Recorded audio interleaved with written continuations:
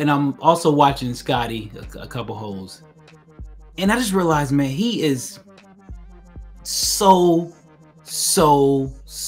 good. Scottie is so good, but he is so far away from being great. Like, he is so far. Whoa. He's far from. What is? Hold on. Wait. You said, okay. I understood the first part of that. He's so good, but now he's far from. What are we measuring great against? I mean, we're measuring great against the greatest to ever do it. You have to.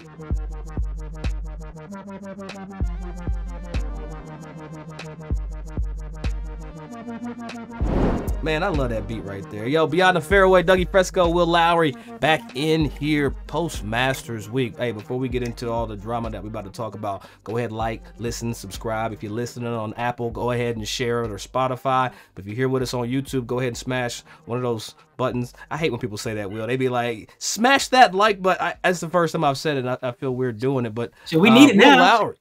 Smash the button. We do need it. Smash it. Look, just hit the button. Sorry. Yo, Will, you still got green on a Monday post Masters, man. Let's talk about your week. I know, a little man. bit down at Augusta National. That's how dope the week was for me. Like, it was so much stuff I didn't plan, but I could not have planned it any better. If that makes any sense. So you say the craziest shit. It don't matter. It works though. It works. You catch my drift. Got a phone call saying I had a house for you to stay at. Showed up at the house. Didn't have a ticket. Didn't have access to not one party, because when you go to the Masters, you don't really have to go to the Masters. Like, if you're somewhere in media or entertainment outside of the golf space, you don't have to go to the Masters. It's really like an all-star of golf. So they got all kind of festivities and great places to network. And I had a place for once in my whole Master experience, only 2 years going, I had somewhere to stay, and I had to sleep on a couch or a friend's house or the friend's mama house. I had somewhere to go every night, and I was just tailgating off people coattails and going to these parties. I went to the Wasserman party. Shout out to I had an opportunity to meet Casey Wasserman. That was dope. Went to CAA party and saw all the guys there, from CEO of SoFi and CEO here, CEO there. Everybody was there. It was Jelly Roll was playing at the CAA event. I went to some other events, but I was seeing cross-eyed by then, so I didn't know exactly where I was going. How many cocktails did you have this week, Will? It was crazy. And it's crazy that people like you run into and just get to reconnect with Malbon and I, who has had a very busy week. But shout out to Stephen Malbon. Stephen Malbon and I, we all had a great time, going to these parties. So they were my connection. We went to the Endeavor party. Like they were my connection going to this party. And so there's so many questions. It's a lot of questions. And I don't even know if I covered everything. But then when we get on the property, Doug, I had the opportunity to experience Berkman's place. Will, you're talking to people that haven't been to Okay, nowhere. I am. I just looked at the exit in it. The closest I've been to Augusta is Atlanta, looking at the I-20 exit. Like, that's close. Berkman Place. So, okay, all right. Let me break this down. I know I'm gonna go ahead, break it. Make it broke. Okay, so I had no tickets. Right, and then I got a ticket from PGA of America. Shout out to Jeff Price. Shout out to Seth Waugh for getting me a ticket. I was so nervous having Gen Pop tickets. I was so nervous, bro. I think I was cleaning up the leaves. I was like, man, this leaf is way out of place. I grabbed the leaf and put it back over where the trees were. It was bad. But so then I experienced this Berkman Place, right? Berkman Place is where they have shopping, but it's where you can find the different logo of the Masters that's only sold in this specific spot. So I got us a couple shirts, Doug. So well, it's good to be thought about. Yeah. Thank you. Absolutely. And then also restaurants, everything's free of charge. I mean, it's quite no, it's not free. It's not free. Let me tell you something right now. Okay. We already talked about this. Yes. Offline. Right. Yes. Where you're talking about $17,500 a ticket for the week. Yeah. 17,500. And yeah. yo ass with a backwards hat. Did you have your hat on backwards at Augusta? Oh no, hairline was all out. Hey, bro, I was under a canopy outside. They made me take my hat off. Oh, bro, I had the hairline just breathing. My follicles was breathing. They didn't know what to do. Georgia. They was like this. Man, over Isaiah in Washington. Oh, my joints was feeling good. I was letting that thing go. I wasn't tripping. But it felt good though. I got a chance to watch some golf too. All I gotta know, like, say to you is like, one, I'm a little jealous. I'm not gonna sit here and cap like I'm happy for you. You should be jealous. This shit was dope. I'm jealous. I was just here in Arizona in the heat. I did order the Taste of the Masters, so I had pimento cheese sandwiches. But let me tell you something about that. Let me tell you something about this. Look, for all the people out there that did the Taste of the Masters, I understand them sending me my pimento cheese and the moon pies was banging. Not gonna lie, but y'all gotta send me some damn bread, Augusta National. Like, I had to go out and source my own for $100. I had to go get my own bread, and I got 16 Masters cups, and I only needed 2 of them. So it's gonna be Masters in my crib all season. I'm drinking out of them cups as if it's fine china. I promise you that. And them coasters, I'm throwing coasters out like it's damn spades. Now, did you? So you only could get the cheese. You couldn't get I guess you couldn't get the egg sandwich. You could have got all 3 of them, but that was a different price that I wasn't willing to pay because bro, I was trying to be on my influencer. Man, that egg sandwich, $1.25. I got fat at the Masters, bro. I couldn't wrap my head around me paying $1.25 for an egg sandwich, paying 50 cents for some apples. I mean, it was like, bro, I tried to cover the meal for a couple of my friends, thinking I'm a big baller, and I saw that thing come up $10.25. I was like, we all ate $10. Everybody ate. Everybody ate. And got the ice cream too. You got the ice cream. Everybody eating. It was wild, but it was good stuff, man. And it was something that I will always remember. We have to go next year. Hey, Will, $20 was like, keep the change. Look. Yeah, and I think I tipped somebody more than my meal. I think I say, here, bro, but here go 20. I know the meal was 10. Like, go ahead, you good? God, give me blessings on that one, brother. All right, so Doug, we're going to the Fairway Finds. This is where I kind of want to get some of your reactions. All right, so we're talking about like Scottie Scheffler, right? Yeah. I need to know, what are your thoughts on this guy? Because we never pick him. We never pick him. we never pick him, right? I have lost ample amount of dollars because of this guy, right? Yeah. So, what's your thoughts? And we're gonna go through a couple of things I want to talk about. I'm gonna get your reaction. Well, it's a very interesting question about Scottie Scheffler.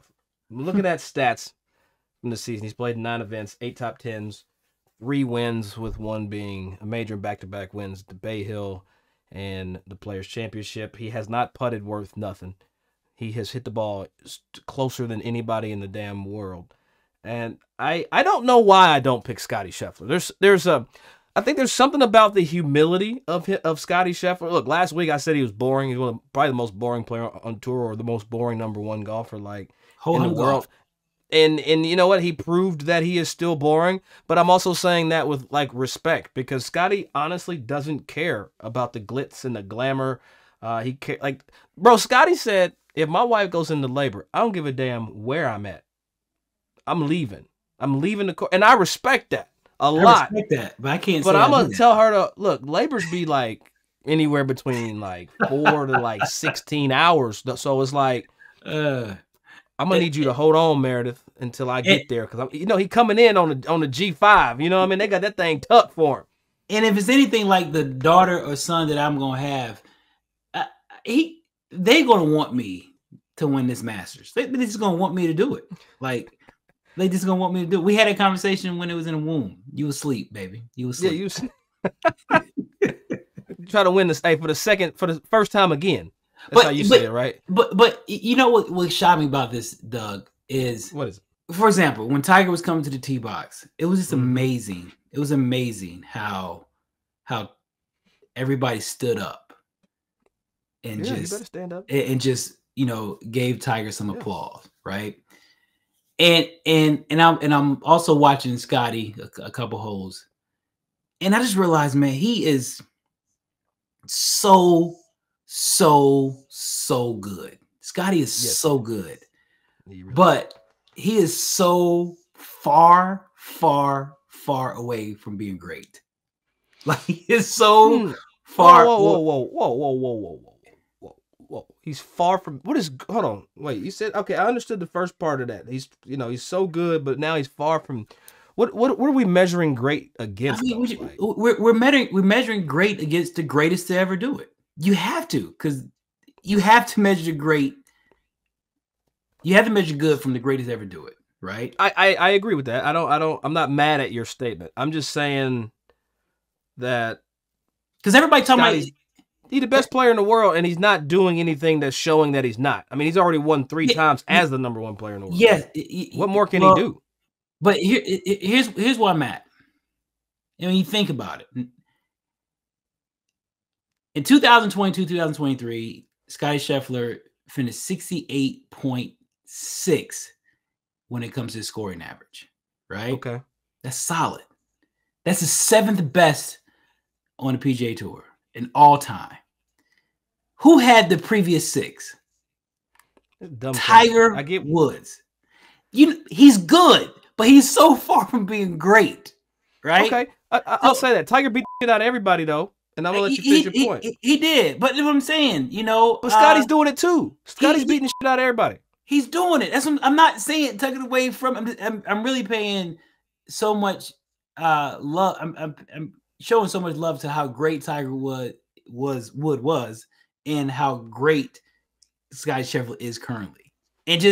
But everybody keeps comparing him to Tiger. Like, some of his numbers. Yeah, some of his numbers are there. Yes, he got the same amount of player championship wins. It's cool.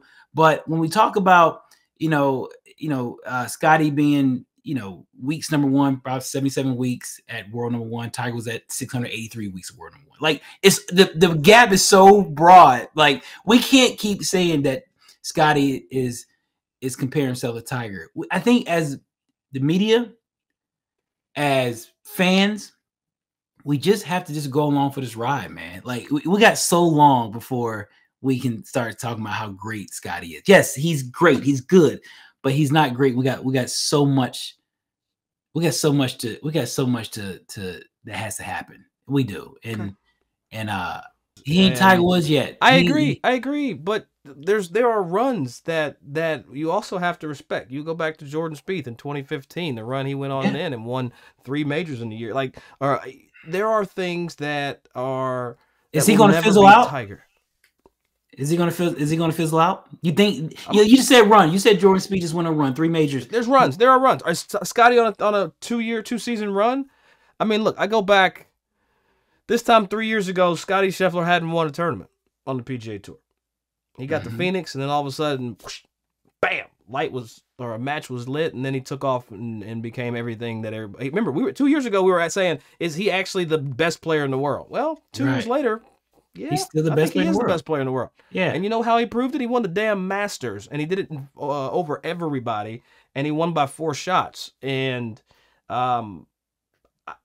I just want to understand on the Scottie theme. There's just something I don't love about Scottie. I feel like. What is it though, Doug? I think he needs like a speeding ticket or something to show me he got an edge. Like, he's the nicest guy in the world. Like, I want the best player in the world to have an attitude and talk stuff. Like, you know what I'm saying? I want him to be like, hey, Rom, I whooped that ass. Put this jacket on me, boy. Like, I feel like that's what I want from a #1 player. Which is maybe why I don't give Scottie. He's just nice. I feel you. I feel you. I feel he do need to get pulled over because he doesn't have a expired registration. He does. I'm with you. 100% with you. And then here's the next question though is like, what's Scottie's ceiling? Like, what is it? Like, how far can he go? Right? Like, he's got 2 majors now. But I don't ceiling? I don't know if we could say he has a ceiling, because I think if we start getting to the speculation of if he has a ceiling or not, now that's going to start prompting. We're not going to enjoy this ride, like I said earlier. We're just not going to enjoy this ride. I think I'm done with trying to figure out how good he can get. Fair. we got a long ride, bro. Again, I mean, we talk about all the little stats I just rattled off. We got a long way to go. And he's 26, 27? 27? 27, yeah. We got a long way to go. Yeah. We got a long ass way to go. So that's what it is. We got 13 more years of him playing at a decent level. So decent level. And we got what? We got 13 more majors to go too, I believe. Yeah, he'd be all right. He'd be just fine. All right, so bro, I know you all about this equipment shit, right? And what the hell happened? How the hell? No, I'm not about to let you skip over giving me flowers, just so you know. I see how you jumping over the script text, but you needed to go up one more paragraph in the script and go ahead and read that part first. Yeah. Shout out to Doug for Aberg pick last week. That's what it says in the script. Ludvig Aberg. Yeah, told you. That's all. All right, now you can talk about Bryson. Look, hey, so dude, my DMs this week were littered with people telling me I don't know what I'm talking about. And Doug, that's the dumbest thing. He's never played the Masters. He's 1 year out of college. He's technically is his first year on the first full season of the PGA Tour. And I said, you know what? You're talking about a Ryder Cup champion and a 4-time winner, 1-time winner on the PGA Tour. He's won 3 other times internationally. But yeah, the guy hits shots 2 feet on drivable par 4s with broken clubs. I mean, I'm not going to say I told you so. I'm not going to do that. But I did say that, to me, Ludvig Aberg is going to be the next Tiger Woods. Well, since you the Ludvig whisperer, what happened on 11? I mean, he parred 11 the first 3 rounds. What the hell happened on that 4th round? No, he hit a and that's when I started thinking like, all right, this might be right what Doug's about to say. No, he hit a bad shot. I mean, you're talking about Aberg's ball. What about Colin Morikawa? He did the exact same thing. At least Aberg's bounced off the side of the green. Colin flew his in the water.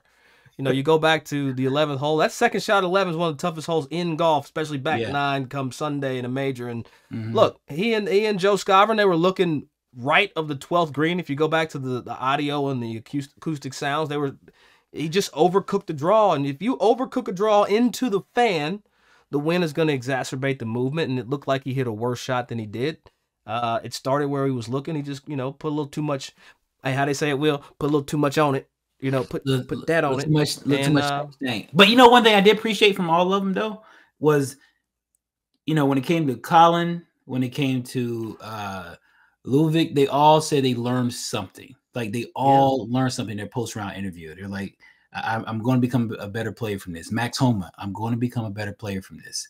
And I just kind of tell you to the young kids who are listening, you always learn something when losing.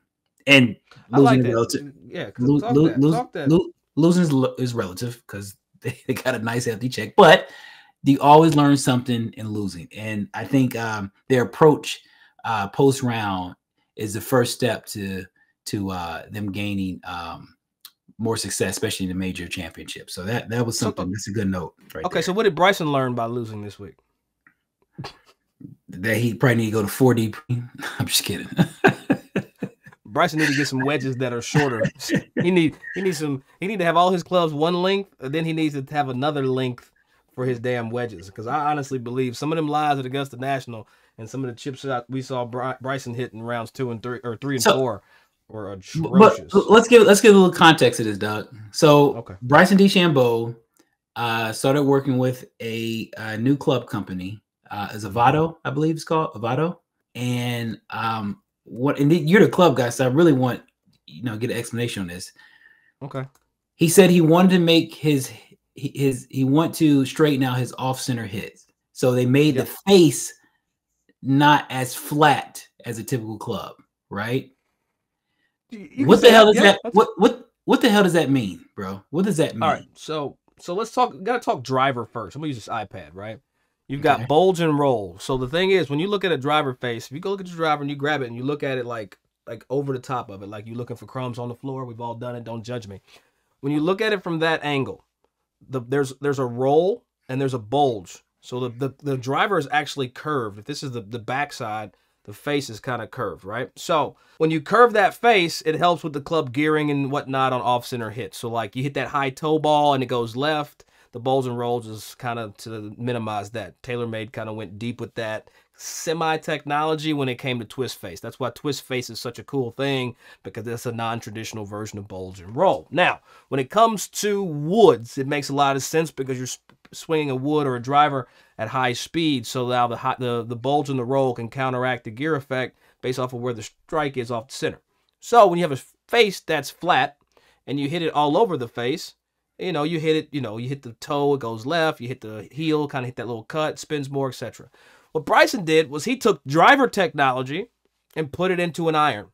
So he actually has bulge and roll on his iron faces. Now, this is not new. This is not something that's new in the golf space. This has been done for years. It's just never been important enough for other companies and manufacturers to try it. But what's most interesting about Bryson is kind of how he did it. They actually 3D printed those clubs and then cast them. So it's very interesting, the tech, how the simplicity of the tech, because Bryson's like, look, I swing faster than everybody. I need my irons to feel more like a driver. So he added bulge and roll to the face. And you know what? Through 3 rounds, it looked like the USGA had made a bad decision to approve them irons, because that's what also pisses me off. The USGA said, hey, Bryson, you can use these clubs like the day of the practice round starts. It's like, whoa, bro, how wild is that? Whoa. How wild is that?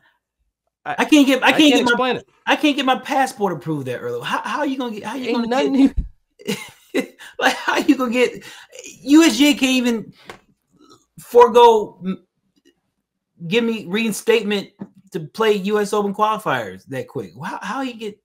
I don't know. I'm just trying to compare something. Well, what's interesting though is, like, when you stop and think about it, we don't see a lot of Bryson DeChambeau. So, and no smart golfer in the world is going to put a new set of irons in the week of a major. So Bryson's been playing live golf because, live doesn't get the coverage that it could. He's probably had these in the bag all season. So he out there hooping with live, and nobody's checking his equipment. But the USGA said, you coming into this Masters, bro, let me take a look at them shits. And that's speculation. How do you feel about the when it comes to all clubs being the same length? Because I tried that, and that 3-iron just don't feel right when I got a 7-iron length in my hand. Like I feel I get a little quick. You tried it yet? Yeah, I've tried it. Not like I've never owned a set. Like I've never like invested in that or asked for I would never ask somebody, hey, can you send me some one length? That's some stupid shit. Anyway, I don't like the tech. I don't like what it stands for. The only thing I like about one length is the fact that you're in this consistent setup the entire time. But when you start playing with lies and you got 6 irons and you're trying to hit a pitching wedge, it's like, hold on now, this don't make a lot of sense. And you got to choke. Think about it. Ball's above your feet. You got to choke down and shit. Like, it's easy to choke down on a 60. It's not that easy to choke down on a 5-iron. So yeah, that's tough. That's tough. And then you got to, and then how you finesse a shot. So when you want to, like when I want to carve a 3-iron in there, I'll choke down on a 3-iron. But if you want to carve a 3-iron, can you choke the 7-iron shaft to a 9-iron field with a 3-iron loft and lie? Like it just kind of has me all baffled and befuddled. I can't tell you the last time I even thought to choke down a 3-iron. You don't choke down 3-iron? I don't own a 3-iron. That's hybrid. I got a hybrid. I got a 19-degree hybrid. Well, I am a ball striker. Difficult. I am a ball striker. I am. I get, Well, give me your 3-iron versus my hybrid. I bet I change your mind. I bet I make you a believer. You crazy. I'm saying you hit the clubs. I bet I will change your mind. You go hit my hybrid and you go hit your 3-iron, and I bet cash money you'll enjoy the hybrid way better. I know, but I think if I want to well out on a 3, I don't think you can have finesse with a hybrid anything. I don't think you can carve anything. I'm an old Corey Pavin ass. If you can't carve some shots, if you can't manufacture some golf shots from the imagination, I don't think you're a player. And if you can't do that with you definitely can't do that with no 3 hybrid. Hybrid, you just welling out on it. You just swing as hard. You and Bryson DeChambeau just swinging out on it. You just swinging out on it. You think? Swinging. Just swinging. I'm gonna just let this breathe. So yeah, let it breathe. Like, maybe Will don't know as much about golf as we thought he did, because the way he just disrespecting the hybrid.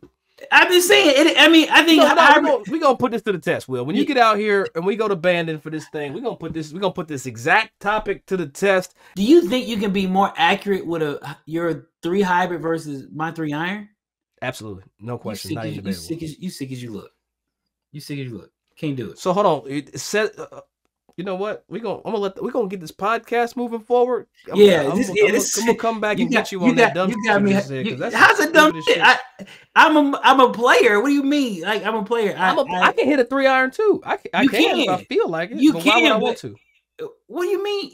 Why would I want to sacrifice height and distance and the ability to stop something soft? Well, I can get my 3 iron as high up as a 3. Well, your hands are backwards. It's not even a basis of a comparison.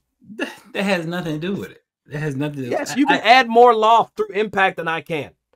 No, that's the problem. Can put more loft through impact and make it hit it higher and shit. That's the ignorance, Dub. It has nothing about me adding loft to it. It's just about where I am at my 0, me at point of attack, where I am at point of attack. A lot of people don't understand where they are at point of attack. Bro, the golf swing is not some Negro spiritual. Okay? It ain't no. It got no Negro spiritual. But the golf swing. The golf swing is a science, and you can't defy science. It's just that simple. The golf swing is a circle with continuous motion. It's a swing. I heard all of it. Will yeah, I know? It's a science, I get it, dog. I get it. If y'all, a hybrid is a science too, bro. Like, there's science in the hybrid, and you just don't know the other side of the tech. I do know the side of tech. All right, man. When's the last time you hit a hybrid? Go ahead. Last question on the hybrid. When's the last time you hit a hybrid? My bag? No. Oh, last time I hit a hybrid? Yeah. Last time you hit? Yeah, I hit the green. I hit the green with 3 iron. All right, and a 2 iron. All right, let's go. Who we got next? Nobody carries those 2 clubs anymore. All right. Well, we're supposed to talk. I don't forgot where the hell we at. We out of bounds because I know the story's out of bounds. Yeah, it's your turn. You out of bounds. With this whole conversation. You out of bounds. Think you can hit a hybrid. Get back in bounds. Listen to me. All right, so we at the out of bounds portion where the stories that make you wonder if the ball still in play. Obviously, if Doug used the hybrid, his ball's not in play. All right, so we talk about a media member playing her first round of golf ever, Doug. Playing her first round of golf ever at Augusta National after winning the media lottery. Yeah, that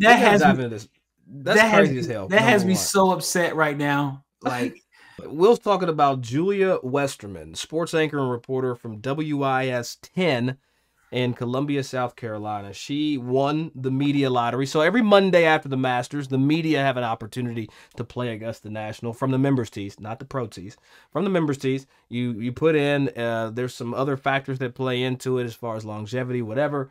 But Julia, Will, like you were just talking about, her first round of golf ever in the history of her life is going to be on arguably the most hallowed property in the game. I think that this is one of the more impressive things I've ever heard of. Could you imagine, like, your first date being with, like, the superstar, whomever you've ever wanted to be with? Like, you can't date after that. You can't go talk to anybody after that. Her first round of golf is going to be at Augusta National. Everything after this is going to let her down.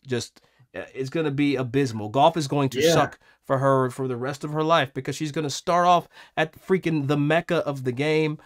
Julia, the only advice I have for you is really enjoy it because this is going to be probably the worst round of golf you'll ever play. Like, it's gonna be dope.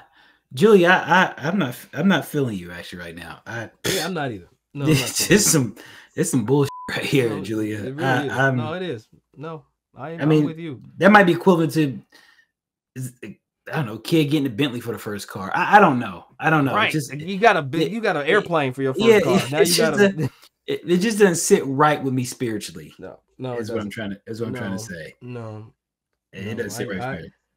I want to see who all won the lottery. We'll have to wait till next week because everybody ain't snitching. Like, she got her name out in the lights right now. Everybody else is like, I ain't saying nothing, man. Eastside Golf, they playing Augusta today. I need to double check their media credential. They ain't got no media. They connected to a big sponsor credential called Mercedes-Benz, sucker. Yeah, that's that Mercedes. Their auto provider that they're sponsored by, because we ain't sponsored by nobody, so I'm not giving nobody no credit. Mercedes. Well, I'm sponsored by Lexus. Maybach, Mercedes Benz. I'm sponsored by Lexus. Mercedes, if you want to have a conversation, okay. Hey, hold on. I'm sponsored by Lexus. So if Lexus had a media day at U.S. Open, because they are partners with the USGA, let me know. Just let me know. Yeah. Let me know. Ford, Toyota, Genesis. Something. It's okay. You know. Oh, BMW. You know. Hi. There you go.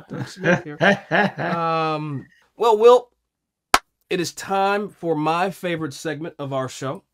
It's where we talk about heated topics and debates while I pour a little bit of Kentucky's finest. Today I'm going with Angel's Envy. It's funny because everybody's like, Doug, why's the bottle empty? Because I drink this, baby girl. I drink. Like, this is my situation. Hey, can I join you on the next one? Yeah, you can. As long as we got somebody that's sending both of us the same liquor, we can do this. So salute to all the people out there. It's a little Angel's Envy. Yes, it is early in the morning. You gonna share yours, talk? I mean, I'm gonna share it. Look, hold your glass. Look, this is where you need to get Sparkle to hold up over the camera, and I pour you like this, and all of a sudden it's like dripping down. It'd be a good take. But that might be it. A little sweeter profile than I'm used to, but it's early in the day. That's why I went with the Angel's Envy. But Will, here we go. Let's go ahead and put that picture up here. Oh, Jason. Oh, Jason.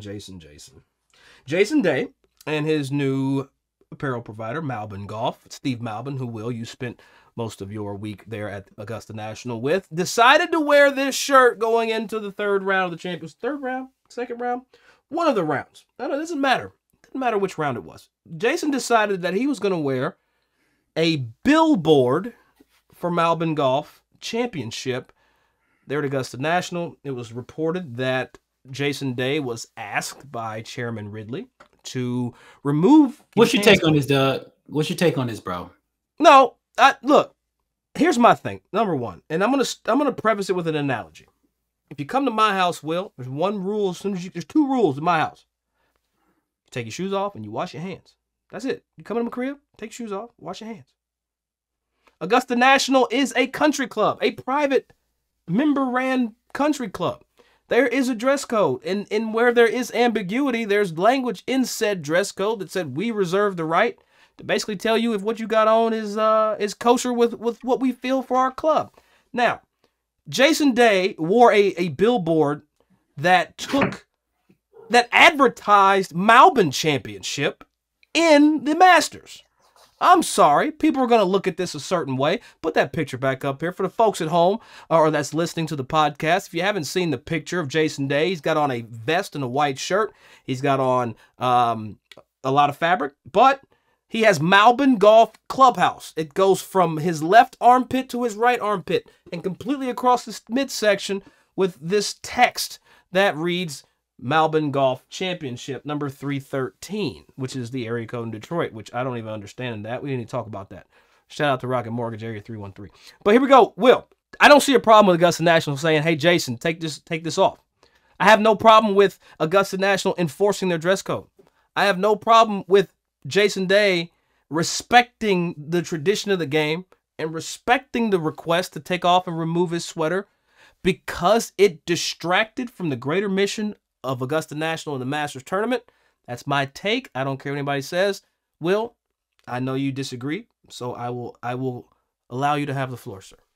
I completely disagree.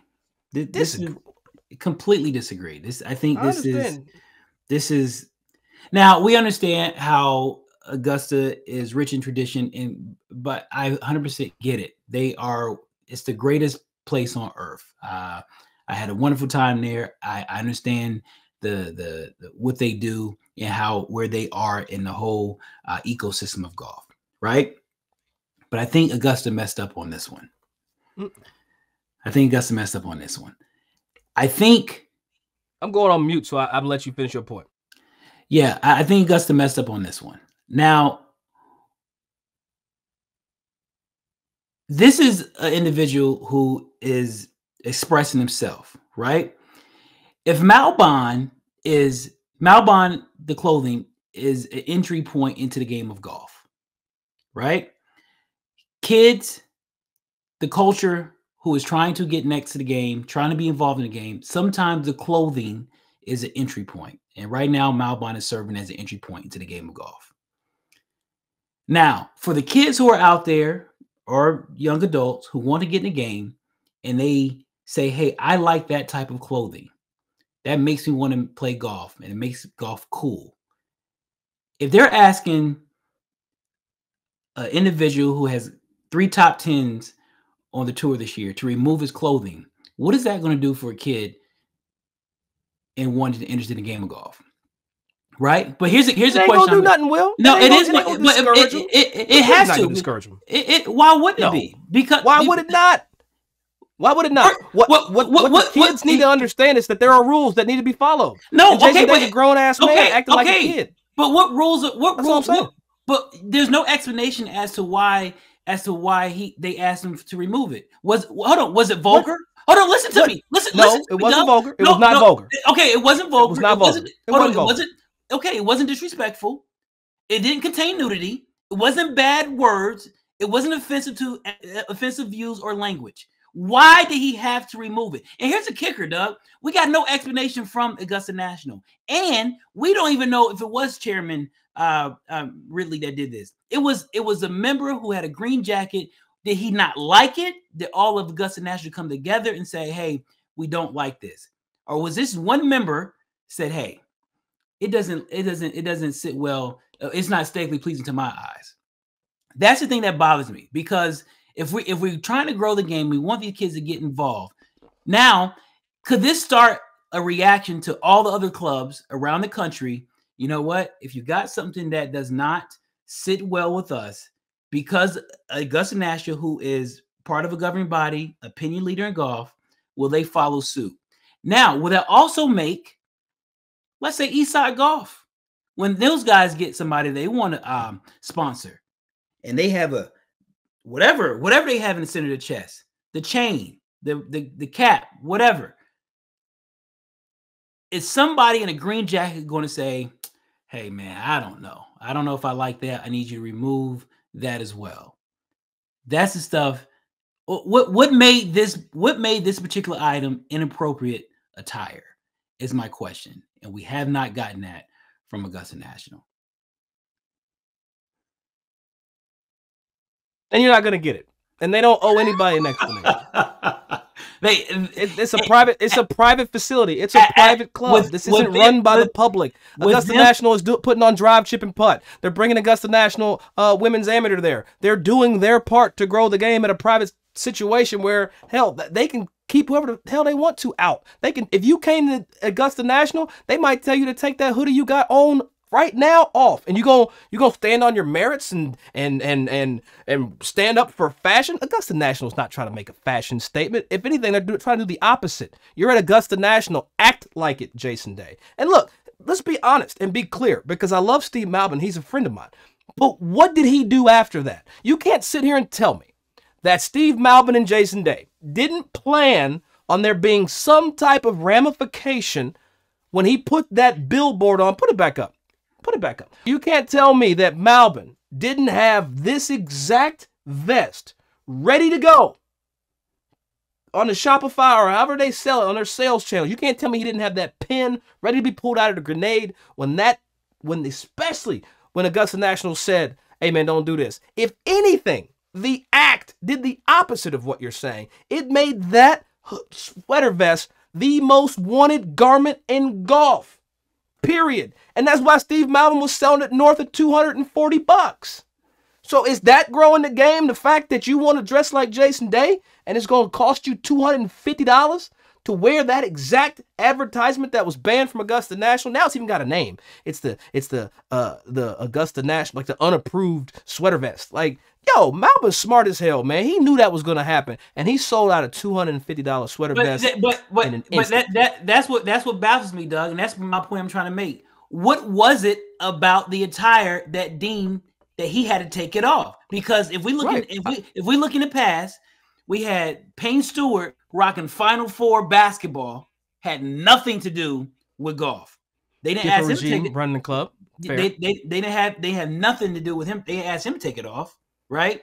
They had I may say Payne Stewart had quite a bit of wild. Well, he wore a tuxedo. Okay, Stewart whatever. Wore a tuxedo to the Masters. Whatever, but whatever. He had different apparel that wasn't really tied to golf. Now, Malbon had a fictitious championship that he was trying to promote, still centered around golf. So you mean tell me, love Payne Stewart, God rest his soul, I miss him dearly, but Payne Stewart. We gotta find that picture where he had the Final Four, promote the Final Four as a sweater, and nobody asked him to take it off. So what deemed, and that's my question I just want to ask. I'm not saying right or wrong. That's the question I want to ask. What made this particular sweater inappropriate attire on Augusta National premises? Now, I did get a quote from Stephen Malbon because I want his comment on this, right? Hold on, first, before you read that one, let's read the quote from Jason Day, just to so you can button it up with that quote. Jason Day's statement on the vest said, "Yeah, they asked me to take it off. The vest off yesterday." Said Jason, "Yeah, the busy one. Respectfully, you do that because it's all about the tournament here. And I understand that. I respect the tournament and that we're here to do, and what we're here to do is to try to win a green jacket." So Jason Day, even in what he had to say, was, hey, I get it. He ain't gonna argue. Also, he ain't gonna. He's not going. Nobody's gonna argue, and I'm not arguing either. I get it. That's what they want. I just want to know for future clothier, future designers that are trying to be a part of this game. What can you have and what can't you have being a part of Augusta National? So let me give it what Stephen Bond said. There it is. At that time, back in the early 90s, late 80s, what in the world was wrong with this? Because this had nothing to do with golf. And why didn't they ask Payne Stewart to remove that? Because that was busy. That was busy at that time. I'm going to say this. That logo is smaller than what Jason Day had on. Okay, but it has nothing to do with golf. At least Malbon has something to do with golf. Right? I mean, I'm not here to I know, me neither. Me neither. I'm here to understand the point because look. Hold on, let me get Steve Malbon quote because I got to clean up because I don't want to think I'm speaking on behalf of Malbon. Malbon said, "What makes the Masters so special and why we all love it are the traditions.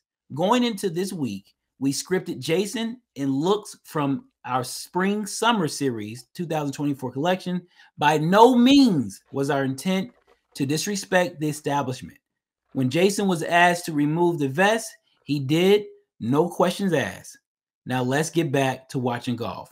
So obviously Jason and Steve didn't care. Cool. I just want to know, can we get an explanation what made this not appropriate? That's all I want to know from Augusta National. That's all I'm asking.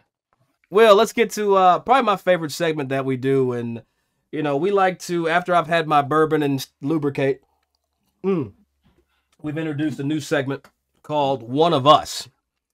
The segment is designed to highlight the person in the field that didn't play the best golf and, resembled more us. That, how we play. Maybe shooting the 80s, miss some par putts, make some doubles, triples. What I was not prepared for, Will, when I conceptualized this segment was, this week's One of Us. Because even though he played like one of us, he is still not near. Not even close. Not near one of us. Tiger Woods. Worst recorded finish in his Masters history. Well, I got chills right now because I am embarrassed to say that Tiger Woods shot 16 over par. He did make his 24th consecutive cut at the Masters. And he also played his 100th round there in the Sunday Red. And I meant that as the color, not the brand of clothing. Hell, we even saw Charlie Woods giving Tiger some swing advice. That's how Tiger went from Butch Harmon to Charlie Woods for his golf instruction. And I am embarrassed to say this because I don't believe this with anything. But per your play at the Masters, Tiger Woods, you have resembled qualities. Well, that makes you one of us, sir. Well, welcome to the club. Yeah, he's definitely one of us on that. He's one of us this week. He's one of us these last 2 days. I will say that. I will. Yeah. Actually, it's almost fair to say he ain't me. He ain't me the last 2 days. I ain't Hey, him. Tiger, I might have. Hey, I'm I saying might this have a blessed little Tiger ass tongue-in-cheek. on that one. I was gonna say that a little less aggressive, but Tiger might have got his ass whooped on Saturday. Hey, on Saturday and Sunday. I'm not saying on Thursday, Friday. No, No, he would whoop my ass Thursday, Friday. But Saturday, Sunday, Tiger, I was off in that ass. Yeah. 48 hours. He was definitely not me or one of us. Yeah. I would got that ass. All right, so we got, what are the odds, Doug? What are the odds? Our pick for the RBC Heritage this week. Dougie, who are you going with? Oh God, this is such a hard pick for me because let's before we get into the picks, let's just talk about the week. So a lot of these guys are coming off of the Masters exhausted, especially the top guys. Then the tour throws in a signature event the week after the Masters, like, hey, nope, don't take a week off. Don't do that. I need your ass to go to Hilton Head and keep playing because we need the ratings. So when I'm looking at everything this week, I'm trying to figure out. I'm going to say the winner, in my opinion, is going to be somebody that did not play in Texas, and I think those guys are going to be super tired. The guys that did play Texas into the Masters, or excuse me, they played the Valero Texas Open into the Masters. I'm looking for somebody. From what I'm seeing, who I like the most, and this is going to be another long shot pick, but I'm going Cameron Young plus 2,800. You talk about a guy who has not won on the PGA Tour, showed some flashes of greatness at Augusta. I think he's shown some flashes of greatness most recently, to my mind, back at the John Deere last season. Thought he was going to win after, I think it was like a second round 66. I interviewed him post-round there. I like Cameron Young on a narrow golf course. He hits it far. He hits it straight. He wedges it well. Got to begin to make some putts. But I'm going Cameron Young, 2,800, RBC Heritage. I think I'm about to kick myself for saying this. You taking Jake Knapp? No, I'm going for Ludvig. I'm going for Ludvig. I'm going for Ludvig. Ludvig looks good to me. You believe. Yeah, he looks good to me, bro. Ludvig Aberg. He just coming off the Masters. I think he learned something this week. He does have he's 77th on PGA Tour in putting, so I think he definitely has to work on that.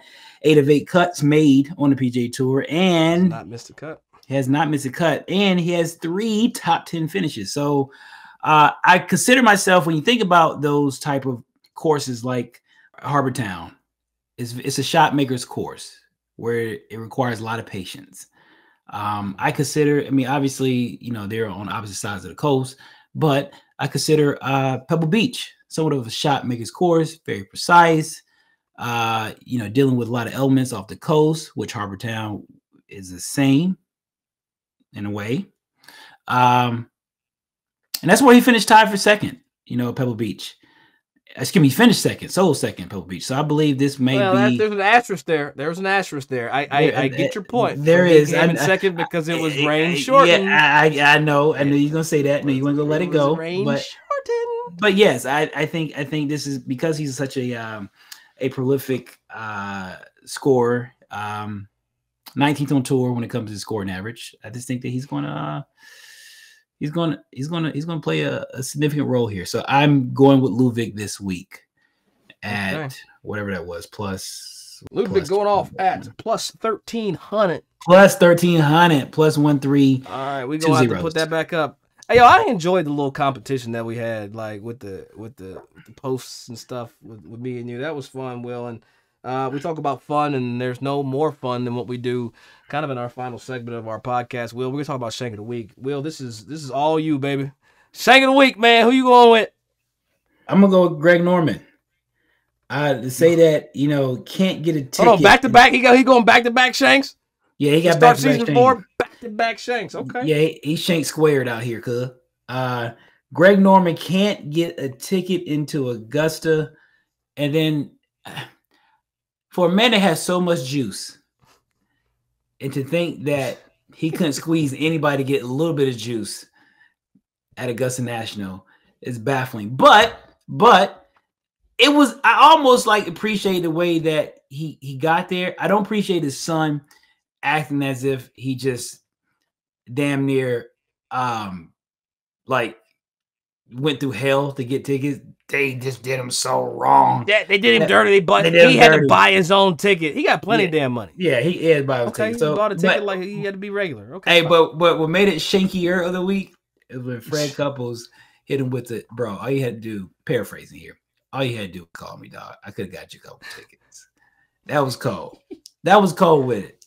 That was cold. Hey, it was even. I think it was a little worse than that because Couples said, "I got you next year, not this year. Next year, if you have this problem, I got you, bro. Yeah, he in for life." I thought you was gonna give it to Wyndham. I'm not gonna lie, dog. I thought Wyndham was gonna get it. You know, talking shit to the live players and then missing the cut. Talking about, is that what live players gonna do good? Yeah, Wyndham said like no live players gonna do good. They only play 54 hole events, and this was the day before Friday, and then Wyndham went out, laid an egg, missed the cut. Oh, so see, I'm not trying to. Doug, I'm not trying to flex, but I was on property, so I didn't really see all that. But yeah, now that that was a flex, I know. Yeah, now that I hear that, yeah, that's the shank of the week too. I mean, just out there saying what's gonna happen, predicting. Oh yeah, he took an L on that. Yeah, that might be shank of the week. That might be shaking the week. Hey, anything Greg Norman does right now, Greg Norman, when you step out in the public and do things. It was. You should get roasted. I mean, he had his Crocodile Dundee hat on. It was shank of the week. He's known for that, but it's still shank because he's been doing Greg Norman things. Not the Crocodile Dundee. Oh my goodness, it's the shark hat now. I think he's replaced it. But look, everybody out there, man, we thank you so much for being with us. Through 3 seasons here in the season 4. We're wrapping up episode 2, man. Beyond the Fairway, we back. Will, it's always good to be with you. Post Masters Week.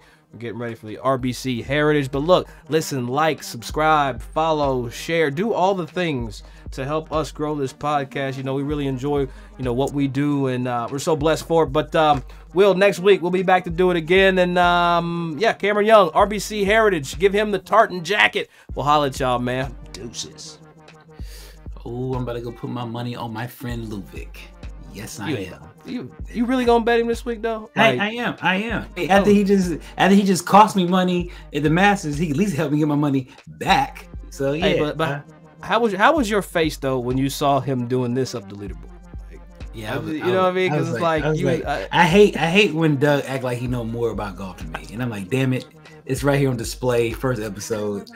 Oh, it was hot. That's why you notice I ain't share. You notice I ain't share none of the posts.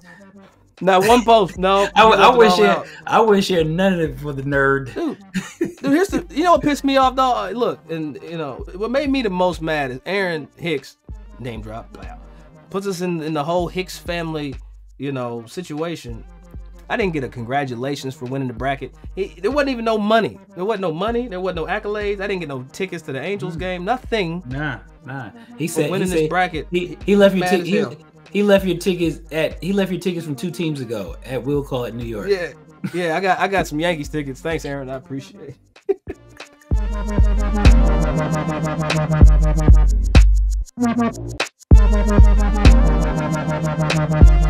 it.